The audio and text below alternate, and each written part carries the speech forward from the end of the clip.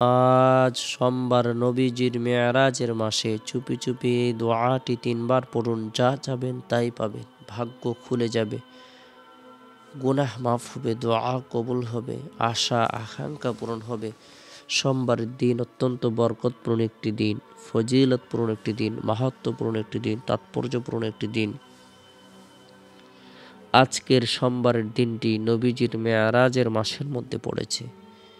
নবী সাল্লাল্লাহু আলাইহি সাল্লাম আল্লাহ পাক রব্বুল আলামিনের দিদার লাভ করার উদ্দেশ্যে, জান্নাত জাহান্নাম ভ্রমণ করার উদ্দেশ্যে আল্লাহ পাক রব্বুল আলামিনের বিশেষ মেহমান হয়েছিলেন রজব মাসে।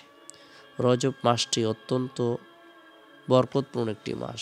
এই মাসটি হলো সম্মানিত একটি মাস। এটি আল্লাহ তাআলার মাস। যেদিন থেকে আল্লাহ তাআলা আসমান জমিন সৃষ্টি করেছেন, পাহাড় পর্বত সৃষ্টি করেছেন, চন্দ্র সূর্য সৃষ্টি করেছেন, লৌহ কলম সৃষ্টি করেছেন,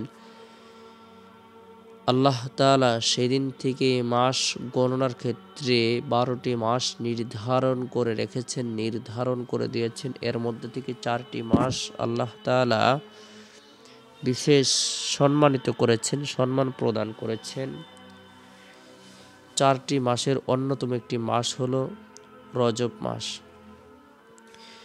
এই রজব মাসে নবী করিম সাল্লাল্লাহু আলাইহি সাল্লাম তার দরুদ উম্মতদেরকে বরকতপূর্ণ কিছু আমল শিক্ষা দিয়েছেন, যে আমলের মাধ্যমে বান্দার হায়াত বৃদ্ধি হবে, রিজিক বৃদ্ধি হবে, তার আশা আকাঙ্ক্ষাগুলো পূরণ হবে, আল্লাহ তাআলা তার দোয়াকে কবুল করবেন। বরকতপূর্ণ এই দিনে এবং বরকতপূর্ণ এই মাসে আমরা প্রত্যেকেই আমাদের সময় সুযোগ অনুপাতে নফল ইবাদত বন্দেগী করার জন্য চেষ্টা করব। বিশেষ করে সোমবারের দিন ফজরের নামাজ সম্পূর্ণ করার পর সূরাতুল ইখলাস, সূরাতুল ফালাক, সূরাতুন নাস 3বার করে তেলাওয়াত করব, আমল করব। উভয় হাতের তালুতে ফু দিয়ে শরীরের যতটুকু অংশ সম্ভব হয় মাসেহ করে নেব। এরপরে সোমবারের দিন জোহরের নামাজ সম্পূর্ণ করার পর তওবার নিয়তে গুনাহ মাফের উদ্দেশ্যে 3বার ইস্তিগফারের আমল করব। আস্তাগফিরুল্লাহ রাব্বি মিন কুল্লি যামবি ওয়া আতুবু ইলাইহি, আস্তাগফিরুল্লাহ রাব্বি মিন কুল্লি যামবি ওয়া আতুবু ইলাইহি। আল্লাহ তাআলা জীবনের সকল গুনাহগুলো ধুয়ে মুছে নবজাত শিশুর ন্যায় নিষ্পাপ করে দিবেন।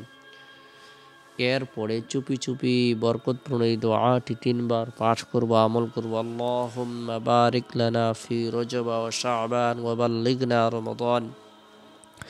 আল্লাহুম্মা বারিক লানা ফি রজব ওয়া শাবান ওয়া বাল্লিগনা রমাদান। হে আল্লাহ, তুমি আমাদেরকে রজব ও শাবান মাসে বরকত দাও এবং রমজান পর্যন্ত পৌঁছে দাও।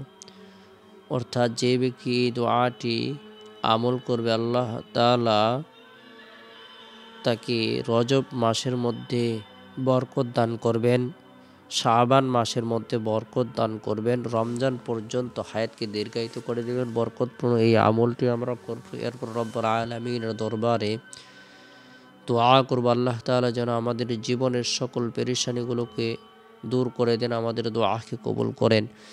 এরপরে সোমবারের দিন আসরের নামাজ সম্পূর্ণ করার পর সুবহানাল্লাহ 33 বার, আলহামদুলিল্লাহ 33 বার, আল্লাহু আকবার 34 বার এই তাসবিহ তাহলিল তাকবীর পাঠ করব।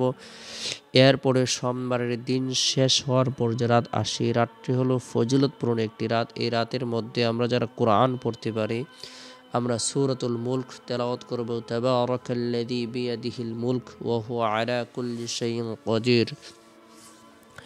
যে ব্যক্তি সূরাতুল মুলক তেলাওয়াত করবে, আমল করবে, আল্লাহ পাক রব্বুল আলামিন তাকে কবরের ফিতনা, কবরের সওয়াল-জবাব, কবরের আযাব থেকে নিরাপত্তা দান করবেন। তেলাওয়াতকৃত সূরা, পাঠকৃত সূরা তেলাওয়াতকারীর জন্য রব্বুল আলামিনের দরবারে সুপারিশ করবে।